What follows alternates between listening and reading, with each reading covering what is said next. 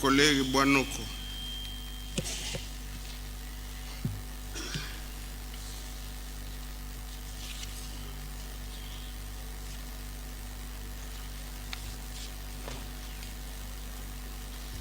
Merci beaucoup, honorable président. Oui, vous avez la parole.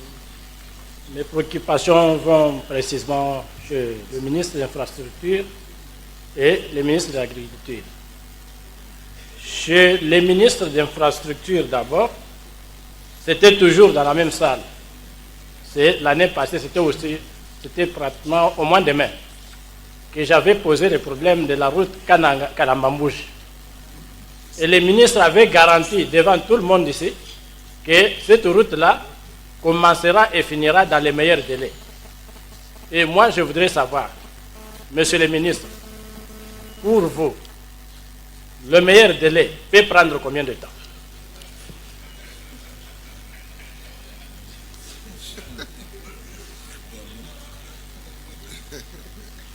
Ça, c'est première question. Et puis, deuxième question.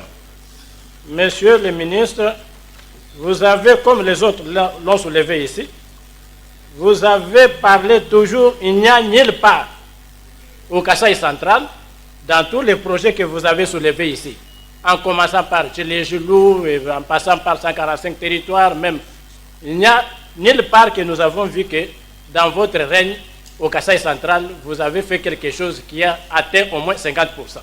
Tout c'est en dessous de 50%. Est-il une réussite ou l'échec?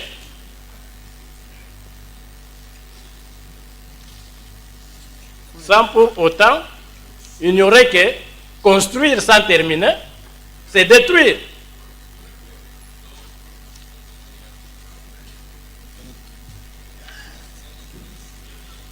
Continuez.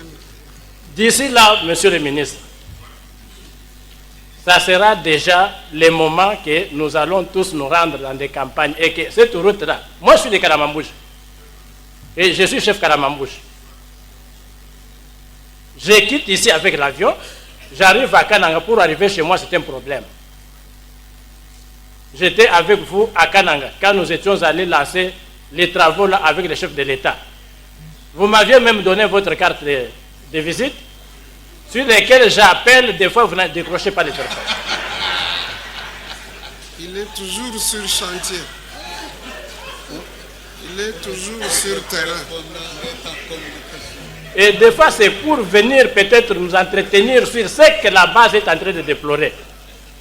Qu'est-ce que nous allons présenter à la base que pendant votre règne, la route Kananga-Kalambambouchi, qu'est-ce que vous avez laissé?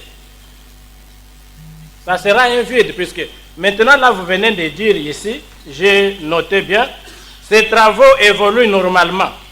Et l'ouverture complète de la chaussée, de la route terre, devrait s'achever au mois d'août 2023.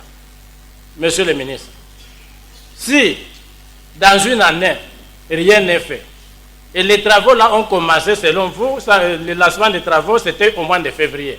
Si on compte de février jusqu'à ce jour, on va compter 3 à 4 mois.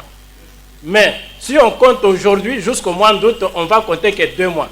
Vous êtes sûr que dans les 2 mois ici, vous pouvez faire plus de 150 ou 170 km qui restent, puisque vous êtes à 30 km ou 40 km. Vous êtes sûr, je voudrais que vous puissiez donner la garantie, que vous êtes sûr que dans les 2 mois, cette route-là partira des Kanang jusqu'à chez moi à Kalambambouchi, en terre battue, ça sera déjà fini complètement.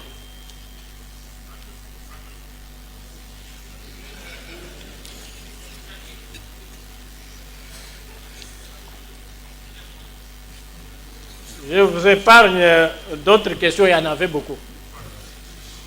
Je vous épargne, mais je vais préférer avoir un peu de précision sur ce que je viens de poser. Mais je vais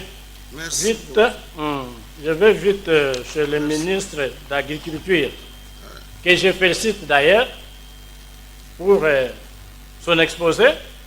Et je félicite aussi l'auteur de la question orale avec débat, qui est le président du Grand Kasaï, et en même temps, il est président du caucus des sénateurs du Kasaï central. Donc, il est... Comment il porte toutes ces fonctions? Par des médailles. Par là, vous allez comprendre qu'il a l'intérêt de protéger les 5 territoires qui composent le Kasaï central. Il a cet intérêt-là. Mais ce qui a tiqué un peu, c'est quoi, monsieur le ministre? Vous l'avez dit ici devant tout le monde. Et vous avez raison. Totalement raison. Puisque quand la question a été posée, moi-même, j'ai mené des démarches. Exactement. Mais vous allez un peu nous dire qui avait influencé que les projets qui étaient destinés à Luiza soient délocalisés de Luiza vers ailleurs. Puisque vous avez dit ici que non, les projets là étaient destinés à Luiza. C'était dans la salle. Nous étions là tout le monde. Les projets étaient de Luiza. Exactement. Puisque j'ai même des preuves ici. Si vous entrez sur Google, vous allez trouver qu'il y avait les ministres à l'intérim, Tchiba Kalala, qui était parti jusqu'à Luiza. J'étais là avec ceux-là qui lui avaient, les ministres de l'Agriculture Aïe, à l'inspection des sites du programme volontariste agricole au Kasaï central. Et je cite, cette mission rentre dans le cadre des préparatifs du lancement de la 2e phase, exactement ce que vous avez dit, du programme volontariste agricole initié par le gouvernement congolais et qui vise les sites de Tchilenge, Kasaï oriental, Luiza, Kasaï central et bientôt Ruzizi, Sud Kivu. Il y a même, le ministre est là, vous pouvez le voir, il est là, et c'était prévu que ce projet-là pouvait être le projet de Luiza.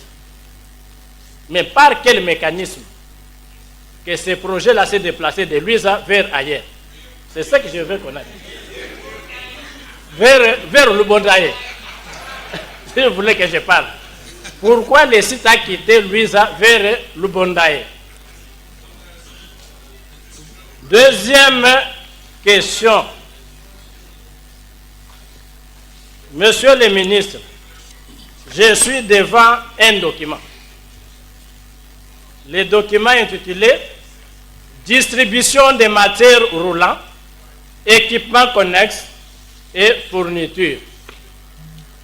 Cette fois-là, puisque quand le ministre était parti, il avait visité Luiza Zaloshimba, il avait visité du côté Kazumba et Chapula, ainsi de suite le ministre Kala.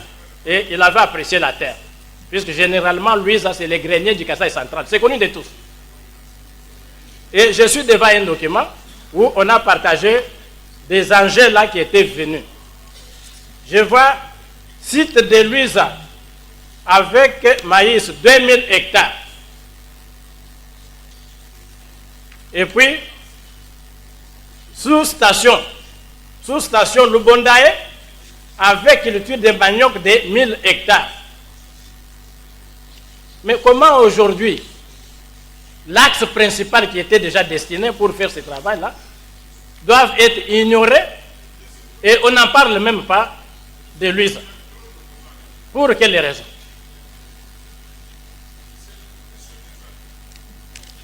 Et en plus, je voudrais un peu connaître ce qui a bloqué pour que Luiza fonctionne. Et puis 2, pourquoi jusqu'à ce jour, des engins qui étaient destinés à Luiza ne sont pas encore arrivés à Luiza?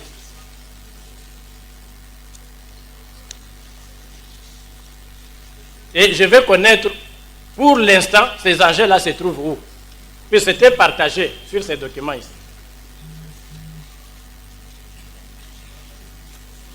Et enfin, monsieur le ministre, je voudrais un peu juste connaître, pour lutter contre l'insécurité alimentaire en République démocratique du Congo, quelle est la politique mise en place par votre ministère?